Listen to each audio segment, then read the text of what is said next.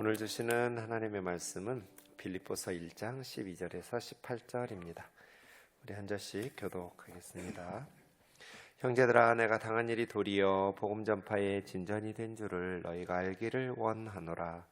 이러므로 나의 매임이 그리스도 안에서 모든 시대 안과 그 밖의 모든 사람에게 나타났으니 형제 중 다수가 나의 매임으로 말미암아 주 안에서 신뢰함으로 겁없이 하나님의 말씀을 더욱 담대히 전하게 되었느니라. 어떤 이들은 투기와 분쟁으로, 어떤 이들은 착한 뜻으로 그리스도를 전파하나니 이들은 내가 복음을 변증하기 위하여 세우심을 받은 줄 알고 사랑으로 하나 그들은 나의 매임에 괴로움을 더하게 할 줄로 생각하여 순수하지 못하게 다툼으로 그리스도를 전파하느니라. 같이요. 그러면 무엇이냐? 거칠애로 하나 참으로 하나 무슨 방도로 하든지 전파되는 것은 그리스도니 이로써 나는 기뻐하고 또한 기뻐하리라.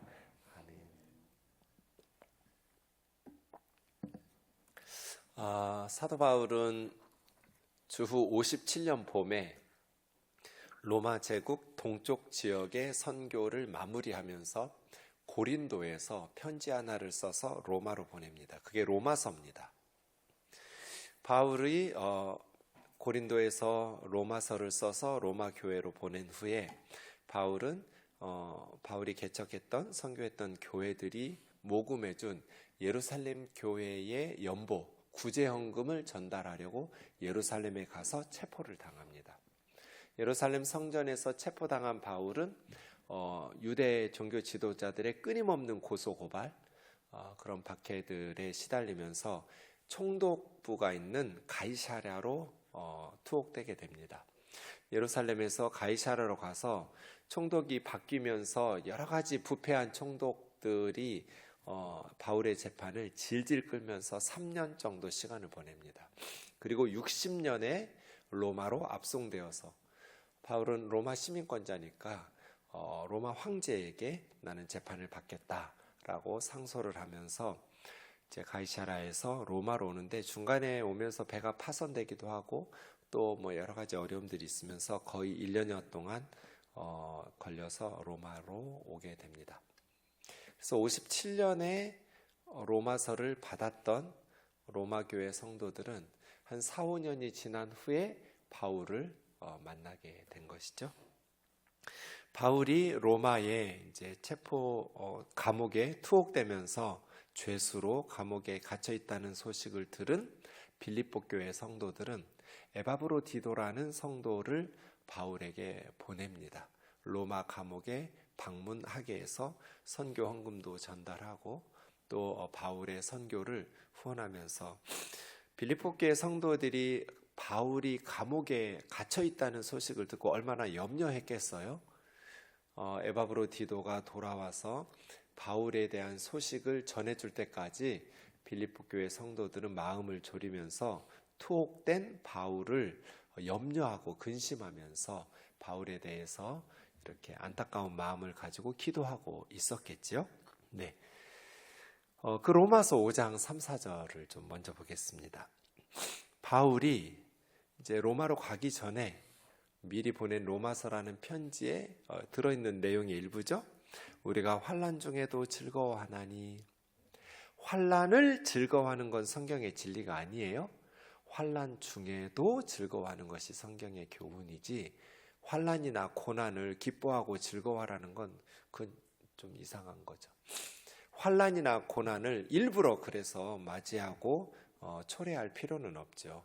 환난이나 고난을 기뻐하고 즐거워하라는 것이 아니라 환난 중에도 기뻐할 수 있어야 된다. 이 오늘 본문이 자신이 4, 5년 전에 썼던 로마서의 내용을 바울이 직접 로마 교회 성도들에게 보여주는 것 같아요.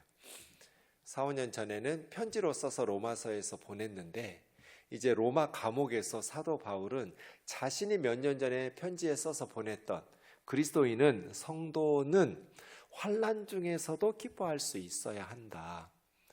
왜냐하면 환난 중에서 즐거워하려면 지식이 필요해요. 알아야 돼요. 뭐를 알아요? 그 환난이 인내라는 것은 힘들고 어려운 고난 속에서도 견디고 참는 힘이잖아요. 우리 아이들이 온실 속의 화소처럼만 자라면 거친 세상에서 금방 꺾이고 포기하겠죠. 필요한 게 뭐예요? 인내죠, 인내. 그래서 온실 속의 화초처럼 키우고 싶지만 부모에게는 한없이 소중한 자녀들이지만 세상이 거칠고 험하니까 온실 속 화초가 아닌 때로는 거친 세상에서 이겨내고 역경과 시련을 견뎌낼 수 있도록 비바람, 눈보라 맞아가면서 자라도록 하는 것이 지혜로운 양육이겠죠. 부모의 속은 쓰리겠지만 그게 없으면 아이들이 견뎌내지가 못하니까요. 세상은 너무 악하잖아요. 너무 거칠잖아요. 폭력적이에요. 그 속에서 우리 아이들이 살아내야 돼요. 그러니까 환난을 통해서 인내를 참고 견디는 내적인 힘을 길러야죠. 그리고 그 인내는 연단이라는 것은 트레이닝이에요. 훈련되는 거예요. 그 환난을 참고 견디면서 이제 연단이라는 단어가 용광로 같은 데서 시험에서 테스트를 통과한 그런 뜻들도 있거든요. 성경에도 그렇게 많이 번역되는데 그 인내를 통해서 우리가 그리스도인으로 빚어져 가는 거예요. 용광로에 넣으면 불순물은 제거되고 순금과 순은과 이렇게 정금같이 나오잖아요. 그 인내와 환난을 통해서 우리가 불순물이 제거되고 성숙한 그리스도인으로 찌꺼기와 불순물은 녹여내면서 연단되고 훈련되지요. 네. 그 연단이 우리의 소망을 이루거든요.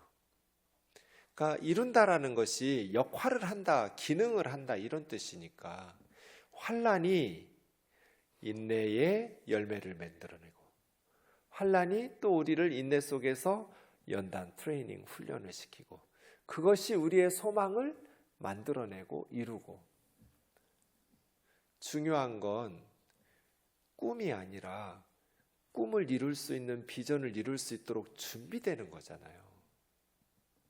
계획과 꿈은 좋은데 그 꿈과 계획을 이루려면 환난과 인내를 내 꿈이 좋은 피아니스트예요.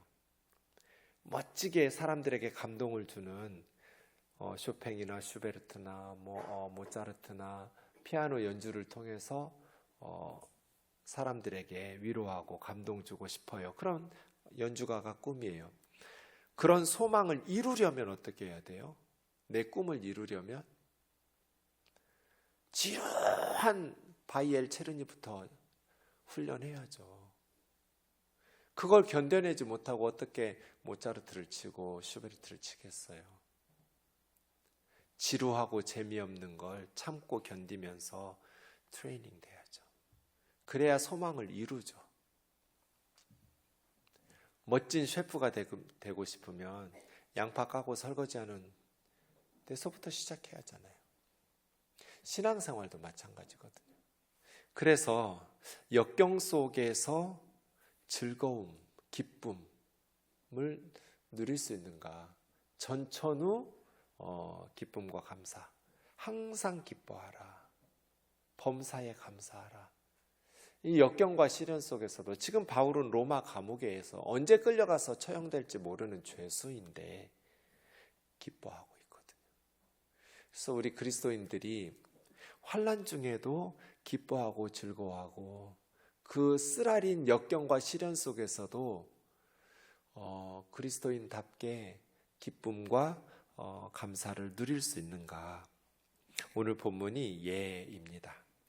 12절 보시면 내가 당한 일이 도리어 복음 전파의 진전이 된 것을 너희가 알기를 원하노라.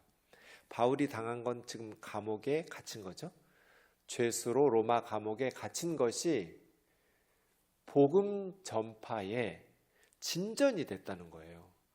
복음의 진보를 이루었다는 거죠. 네.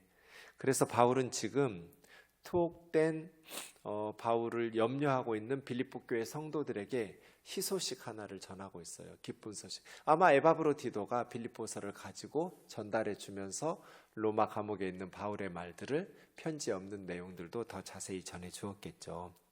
그러면 어떻게 바울이 당한 일이 복음 전도의 진전을 이루게 되었는가? 어떻게? 두 가지입니다. 첫 번째는 13절인데요. 나의 매임이 그리스도 안에서 모든 시대왕과 그 밖의 모든 사람에게 나타났다. 이게 첫 번째입니다. 이런 방식으로 복음의 진보가 나타난 건데요. 나의 매임이 그리스도 안에서라는 것이 앞뒤로 연결되어 있습니다. 바울의 지금 죄수로 감옥에 갇힌 것이 그리스도 때문이라는 것이 나타났다는 거예요. 그러니까 바울이 무슨 범죄를 저지르고 감옥에 투옥된 것이 아니라 로마 감옥에 새로운 죄수가 왔는데 그리스도라는 사람 때문에 그리스도 예수? 그것 때문에 체포당해가지고 지금 재판을 받으려고 로마 감옥에 투옥되었다라는 것이 알려졌다는 거예요. 그리스도 때문에 감옥에 갇혀 있다라는 것이 알려지고 모든 시위대에는 이제 군인들이거든요. 로마 군인들.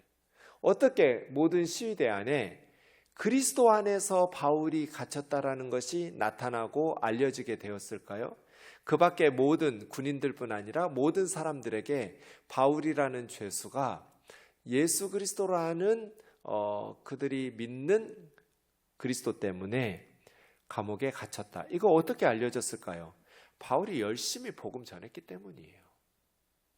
감옥에 투옥되어 있었지만 사도 바울이 만나는 사람들마다 때를 얻든지 못 얻든지 항상 복음 전도에 힘쓰라고 그랬잖아요.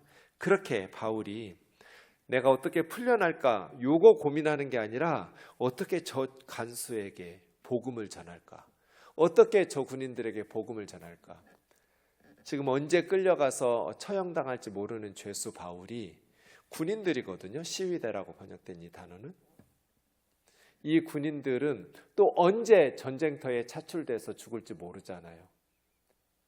그런 군인들에게 예수 그리스도의 복음을 전하는 거예요. 그래서 바울이라는 사람이 죄수로 왔는데 그리스도 때문에 매여 있다. 그리스도 때문에 지금 재판받으려고 체포돼서 왔다는 게 모든 사람에게 알려진 거예요. 그렇게 바울이 만나는 사람들마다 예수 그리스도의 복음을 전한 거예요. 그 결과가 4장 22절에 보면 빌립보서 편지 마지막 부분에 빌립보 교회 성도들에게 문안하는 명단 속에 가이사의 집, 로마 황제의 가정의 몇 사람도 이미 복음의 열매를 맺어가지고 빌립보 교회 성도들에게 문안 인사를 함께하는 목록에 집어넣은 거죠. 이것이 첫 번째예요. 바울은 로마 감옥에서도 만나는 사람들마다 복음을 전했어요. 그래서 바울이 투옥되지 않았다면 만날 수 없는 사람들, 바울이 죄수로 갇혀있지 않았다면 복음 전하기 위해서 만나기 쉽지 않은 사람들에게도 복음의 진보가 이루어졌어요. 바울이 투옥됐기 때문에 이 시위대, 군인들, 그리고 그 밖에 모든 사람들에게 복음이 전파되었어요. 두 번째는 14절이에요. 형제 중 다수가 왜 바울의 매인 것이, 바울의 감옥에 죄수로 갇혀 있는 것이 복음 전도의 진보를 이루었는가?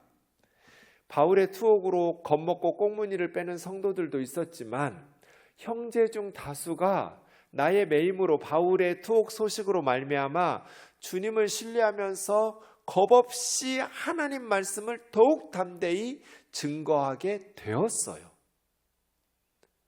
바울의 투옥이 어떤 성도들에게는 더 위축시키고 두려움을, 그래서 꽁무니를 빼게 만들기도 했겠지만 어떤 성도들, 형제 중 다수는 바울의 투옥된 소식을 듣고 더 담대히 겁없이 하나님의 말씀을 전하는 복음 전도에 헌신하게 된 거예요.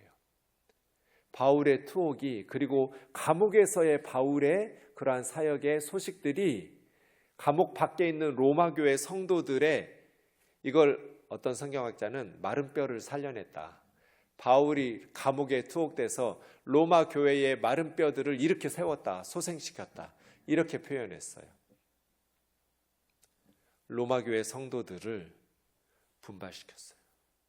그래서 바울의 매인 그리고 바울의 투옥된 일로 인해서 더 복음이 힘있게 전파되기 시작했어요. 근데 문제는 15절부터예요. 그렇게 복음을 전하는 이들 중에 두 부류의 모습이 나타났는데, 어떤 이들은 투기와 분쟁으로, 이 투기와 분쟁이라는 것은 바울에 대해서 시기 질투하는 마음, 그리고 경쟁하고 분쟁하는 마음, 17절에 있는 것처럼 그들은 나의 매임에 괴로움을 더하게 할 줄로 바울의 옆구리에 가시로 찌르는 거죠. 바울의 매임에 괴로움을 더하게 하면서 바울과 경쟁하고, 그 투기와 경쟁은 분쟁으로 또 연결되거든요. 싸움으로. 너는, 그러니까 두 그룹으로 나눠진 거예요. 바울에 대해서 좋지 않은 생각을 가진 성도들이 시기와 경쟁하는 마음으로, 순수하지 못한 다투는 마음으로, 너희보다 우리가 더 많은 전도해, 바울 너희 그룹보다 우리가 더 많은 열매를 맺고 있어, 이런 투기와 분쟁, 시기심과 순수하지 못하는 경쟁의식, 다툼으로 전도를 한 거예요. 어떤 형제들은 착한 뜻으로 그리스도를 전파하는 형제들도 있었어요. 이렇게 착한 뜻으로 그리스도를 전파하는 형제들은 바울이 복음을 변증하기 위해서 하나님께서 세우신 하나님의 종이라는 것을 인정하면서 사랑하는 마음으로 순수하게 복음을 전했어요. 이렇게 로마 교회에 두 부류의 그룹이 나타났어요. 바울이 감옥에 갇혀서 형제 중 다수가 겁없이 담대히 하나님의 말씀을 전파했는데, 어떤 사람들은 착한 뜻으로, 사랑하는 마음으로 바울을 귀하게 인정하면서, 존중하면서, 사랑하면서, 그런데 어떤 형제들은 시기하고 질투하고 경쟁하고, 이것이 분쟁과 다툼이 되고, 그렇게 순수하지 못한 마음으로 바울의 매임에 괴로움을 더하게 하려고 복음을 전했다는 거예요. 우리가 주의 일을 할 때 착한 뜻으로 복음을 전하는가? 우리 안에 주의 사역에 혹시라도 시기와 질투와 경쟁심은 없는가? 자칫 교회에서 사역하다 보면 자기가 속한 집단에 충성할 때가 있어요. 우리 우면동 교회 하면서 동네 다른 교회하고 경쟁하고, 우리 장로교회 또 다른 교단하고 경쟁하고. 우리는 우리가 속한 교회나 집단에 충성하는 게 아니라 우리가 섬기는 주님께 충성해야죠. 주님께 헌신하고 주님께 충성한다면 다른 지체들을 이런 식으로 시기하고 경쟁하고 분쟁을 일으키고 순수하지 못하게 다툼을 가지고 전도하거나 그러지는 않겠죠. 옹졸한 그리스도인이 되면 안 돼요. 품위가 있어야 돼요. 하나님 말씀인 성경을 제외하고 제 인생에 가장 도움이 됐던 말이, 제 아내가 저한테 했던 말이에요. 목사가 되기 전에 인간이 되라. 이 말이 제 인생에 가장 큰 도움이 됐어요. 한 20년 전에 들었던 말인데요. 부부싸움 하다가 들었어요. 목사가 되기 전에 인간이 되라. 제가 이 말 듣고 3일 동안 아내하고 얘기를 안 했어요. 너무 상처받아가지고. 다른 사람이 말했으면 상처도 안 받았을 텐데, 어떻게 내가 제일 사랑하는 사람이 자기 남편한테 이렇게 말을 해요. 목사가 되기 전에 인간이 되라고. 근데 곱씹고 하다 보니까 이게 정말 중요하더라고요. 설교 잘할라 하지 말고 옹졸한 그리스도인 되지 마라. 인간이 먼저 되라. 교회에서 인정받고 사역의 열매 많이 맺으려고 애쓰는 것 중요한데, 사람이 먼저. 뭔 소리래요? 이 인간이 먼저 돼야죠. 열심히 전도해요. 하나님 말씀 전해요. 그런데 바울의 매임에 괴로움을 더하게 하려고 시기하고 경쟁하고 다투고 그런 옹졸한 그리스도인으로 하나님 보실 때 하나님 기뻐하시겠어요? 그래서 우리가 항상 내가 속한 집단에 우리 부서 이렇게 본의 아니게 신중하지 못하게 말함으로써 다른 부서의 지체들을 마음 상하게 하고 하나 되지 못하게 하고 막 경쟁하고 이게 교회이면 안 되는 거죠. 네. 고린도전서 11장에 보면 고린도 교회가 너희 모임이 유익이 되지 못하고 도리어 해롭다. 그래서 나는 이 부분에 대해서 너희를 칭찬할 수가 없다. 바울이 고린도 교회 성도들에게 너희를 칭찬할 수 없는 일이 있는데 너희 모임이 예배드리고 기도하고 이렇게 모이면 유익해야 하잖아요. 성도들에게 해롭다. 왜? 너희가 교회 모일 때 분쟁이 있음을 들었는데 내가 그 말 다는 안 믿어도 어느 정도 믿는다. 고린도 교회에 분쟁이 있다는 것을. 하긴 너희 중에 파당이 있음으로써 너희 중에 바르게 신앙생활하는 자들이 드러나겠지. 그 분쟁한다고 해서 다 바르지 못하게 옳지 못하게 신앙생활 한다는 건 아니고 그 중에서 바르게 신앙생활하는 자들이 그 분쟁 중에서 더 나타나고 드러날 텐데 너희가 모일 때 20절에 보시면 함께 모여서 주의 만찬을 먹을 수가 없어요. 먹을 때 각각 이제 집에서 먹을 걸 싸우는데 먼저 다 먹어버려요. 그래서 파당이 있으니까 분쟁이 있으니까 교회 안에 바울파, 아볼로파, 게바, 베드로파, 그리스도파 적어도 4파 이상의 파당이 있었거든요. 그들 중에서 부유한 파당은 음식 잔뜩 가지고 와서 또 포도주 잔뜩 가지고 와서 실컷 먹고 배부르고 취하고 그런데 가난한 분파, 가난한 그룹은 먹을 게 없으니까 쫄쫄 굶고 여러분 우리 우면동 교회가 11시에 예배 잘 드리고 지하 식당에 내려가서 파당별로 집에서 도시락 싸와가지고 먹는데 어떤 팀은 잔뜩 싸와서 먹고 어떤 팀은 그냥 손가락 빨고 있고 그럼 되겠어요? 고린도 교회가 가져왔으면 함께 나눠 먹어야죠. 싸울 수 없는 노예들도 있고 가난한 성도들도 있을 텐데 너희가 먹고 마실 집이 없느냐? 어떻게 하나님 교회를 업신여기고 가난한 성도들을 이렇게 부끄럽게 만드냐? 같은 교회 다니면서 이렇게 파당, 분쟁, 비극, 슬픔이죠. 로마 교회에 이런 모습들이 있었어요. 어떤 성도들은 착한 뜻으로 순수하게 복음을 전하는데 사랑으로, 어떤 성도들은 투기와 분쟁으로. 우리가 주의 일을 할 때 다른 지체들을 존중하면서 상처받지 않도록 신중하게. 말이라는 게 뱉어내고 나면 다시 주워 담을 수 없잖아요. 상처 주려고 의도적으로 하지 않은 말이라고 할지라도 가난한 성도들 또 연약한 지체들 존중하면서 신중하게. 그럼 어떻게 해야 될까요? 18절입니다. 그럼 무엇이냐? 거칠애로 복음을 전하나 참된 마음으로 순수하게 복음을 전하나 어떤 방법으로 하든지 전파되는 건 그리스도니까 나는 멈출 수 없는 기쁨, 기뻐 날뛰는 거예요. 기뻐하고 또 기뻐한다. 바울은 사실은 순수하지 못하게 바울의 매임에 괴로움을 더하게 하려고 막 가시나무로 옆구리 찌른 거거든요.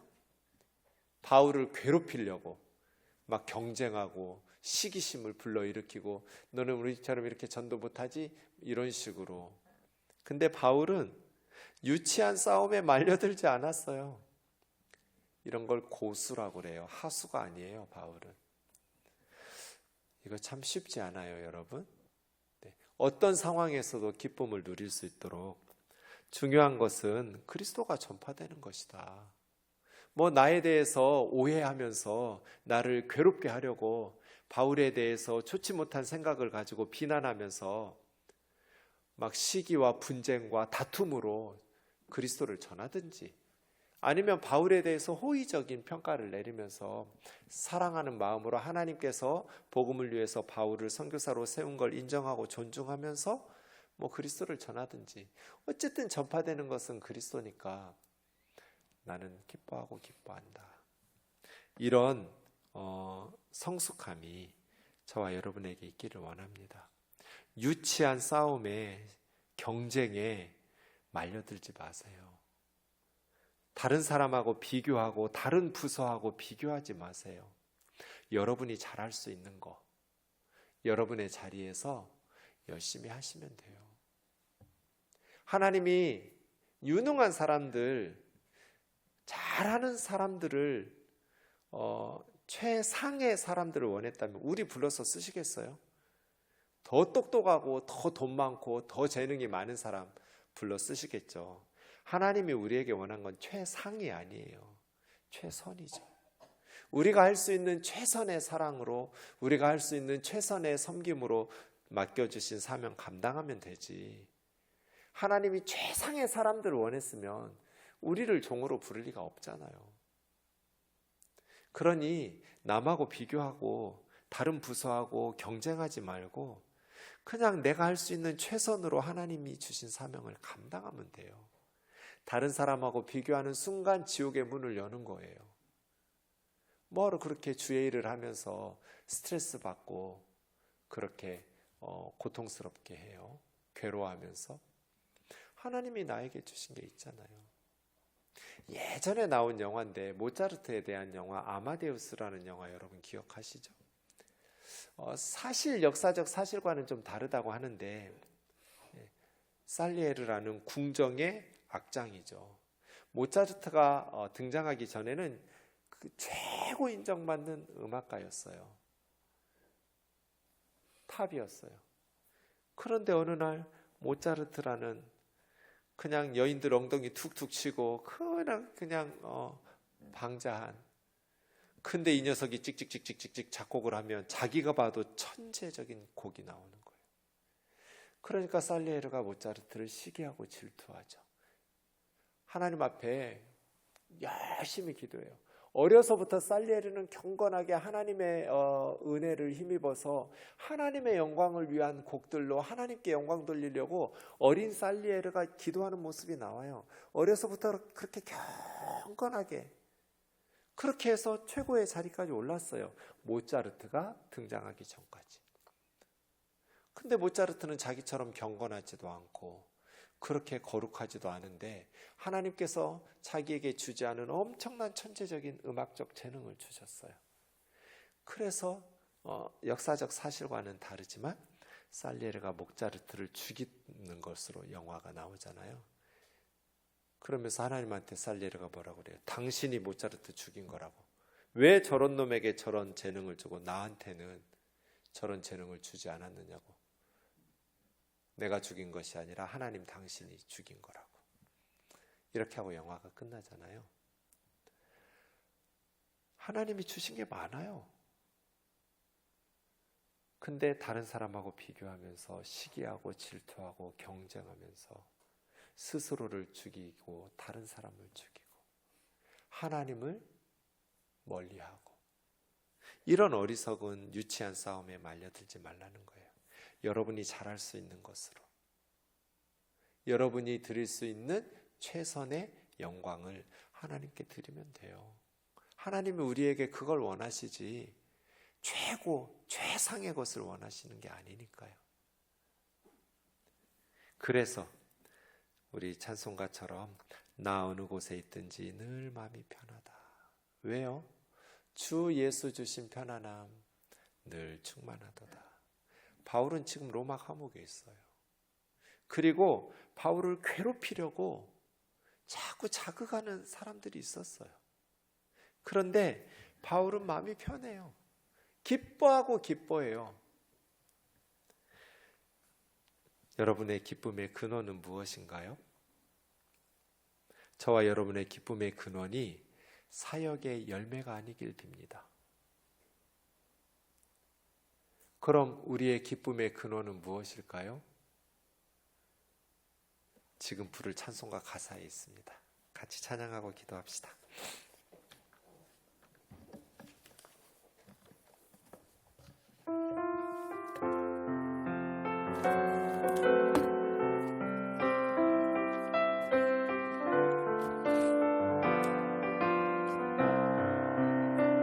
나느냐 친구 되신 하나님과 푸른 초장 한없이 거니네. 손을 잡고 기쁨을 나누면서 하늘에서 한없이 거니네. 손을 잡고 기쁨을 나누면서 하늘에서 한없이 거니네. 나느냐 친구 되신 나느냐 친구 되신 하나님과 푸른 초장 한없이 거니네. 손을 잡고 기쁨을 나누면서 하늘에서 한없이 거니네.